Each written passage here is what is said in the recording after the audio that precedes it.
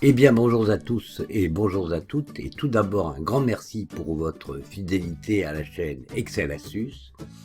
Et pour vous remercier, un tout petit cadeau, je vais vous faire découvrir quelque chose que peu d'entre nous connaissent.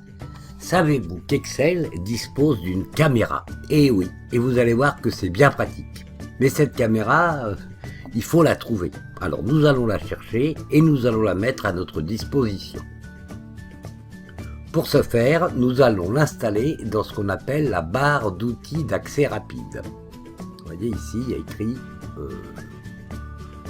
la barre d'outils accès rapide. Donc vous cliquez sur la petite flèche ici et vous dites autre commande.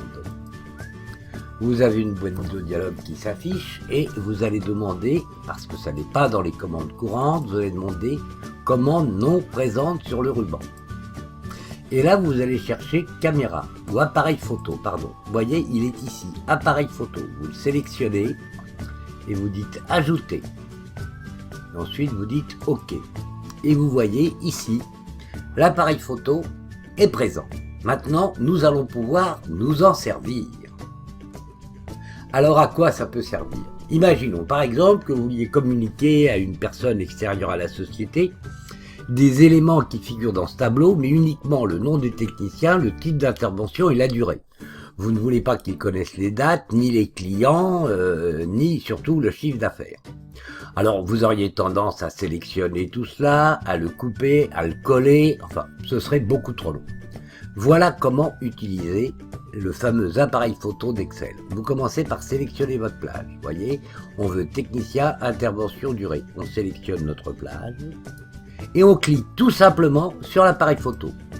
Et vous voyez, c'est entouré d'un petit cerné qui clignote. Et vous mettez à n'importe quel endroit, ici par exemple, et vous cliquez. Et voilà, ça y est, c'est apparu. Voilà. Merveilleux, non? Alors, vous allez voir, on va recommencer. Donc c'est là, on clique sur appareil photo. Vous voulez envoyer ça par mail, eh bien vous allez dans mail par exemple, vous ouvrez votre boîte mail, vous mettez ici et vous collez. Et voilà, le tableau est mis dans un fichier Word, c'est pareil, appareil photo, hop, et vous ouvrez un fichier Word, par exemple celui-là, bon, ben vous dites là et vous dites, pardon, vous mettez ici, vous dites coller.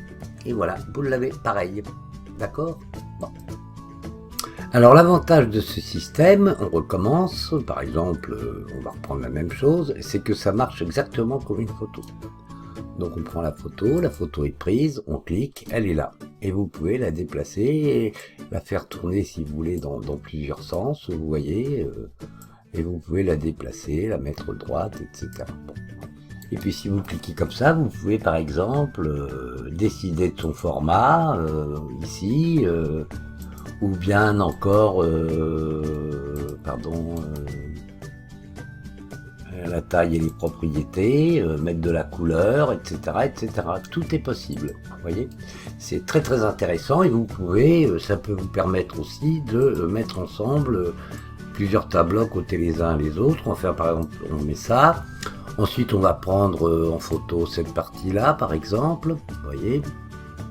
Elle est peut-être un peu longue, on va faire comme ça, photo, hop, voilà, elle est là, hop, on la met, on la déplace, on la met ici. Vous pouvez mettre plusieurs tableaux les uns à côté des autres et les présenter de la façon que vous voulez. Par exemple, ici, on va faire encore un autre essai, on prend la photo, hop, on se met là, elle apparaît ici et ça vous permet, par exemple, pour une présentation, de reprendre des choses qui vous intéressent. Bon ben j'espère que cette petite vidéo vous aura appris quelque chose. N'hésitez pas à commenter, partager aussi. Et je vous dis à bientôt pour une prochaine. Merci beaucoup, au revoir.